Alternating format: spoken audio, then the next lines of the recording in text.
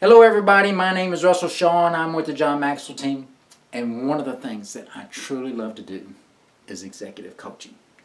One of the things I really like about it is it helps people to make decisions faster and more accurately. I know that whenever I am coaching, that the person that coaches me helps me to do that. Because see, Napoleon Hill wrote in his book, and he spent like 25 years writing this book, he says, men who succeed reach decisions promptly and change them, if at all, very slowly. And so that's what we want to do. We want to make sure that we make those decisions and that they work very effectively so that we don't have to go back and make changes. Because whenever I grew up, I did not really know a whole lot about leadership. But I did know about positional leading because that's the way I led. You see, my dad was in charge of the business. He had a small business on the side, and either myself or my brother was in charge, and what we said went. And we would talk things over sometimes, but most times, we led by position. Because the biggest decision I had to make was, Jesus, Friday night or Saturday night, am I going to work late or am I going to go home and go out on a date? Most times going out on a date went out. Unless, of course, Dad was there and then he decided, nope, you're going to be late, son.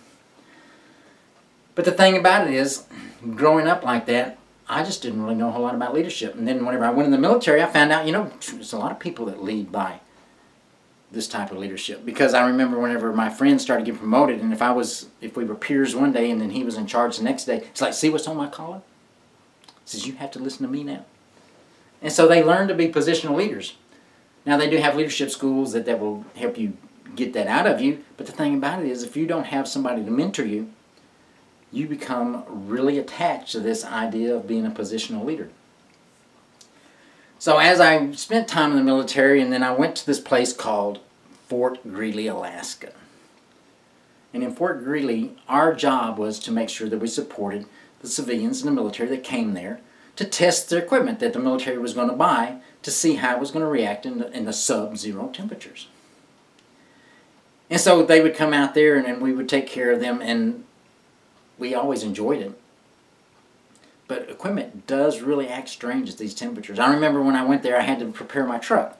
I had to do two things. I had to make sure it had a block heater, because antifreeze will freeze when it gets below 50 below zero.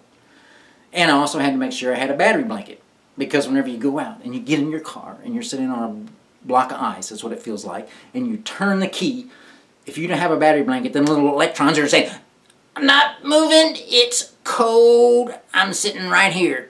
And they do. They don't do anything. And so you put that battery blanket on there, and whenever you turn the key, the electrons say, ooh, we're warmed up, zoom, ready to go.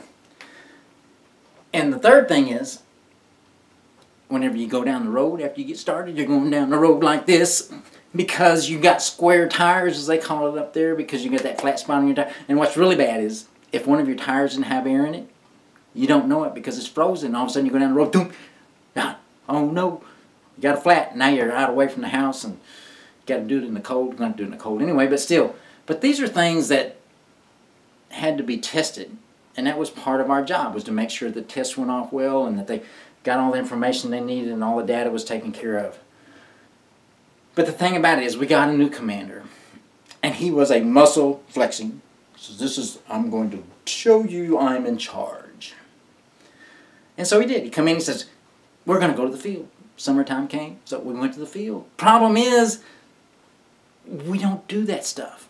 We had to beg, borrow, and steal everything we needed to get out there. And so here we are scrounging and finding, and we went out there, and it was the worst 3 days of my life. It wasn't that bad, but the thing about it is, here's what happens to a leader that believes he has to flex his muscles, or is a positional type leader.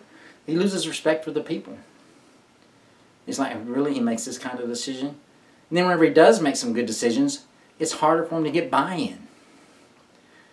And so one of the things that I do as an executive coach is I help people to see those blind spots. I help them to understand those blind spots. I know my coach, he helps me to see the blind spots I have. And so if you're interested in this, if this is something you think could help you, write coaching on the back of your card and put it in the back of the room, and I will connect with you, and we will see what it is that I can help you with. And if I can't, that's okay too. But I really look forward to at least doing this free consultation so that we can see how you can become a more effective leader and make decisions quicker and change them even less. Thank you for your time. I look forward to hearing from you.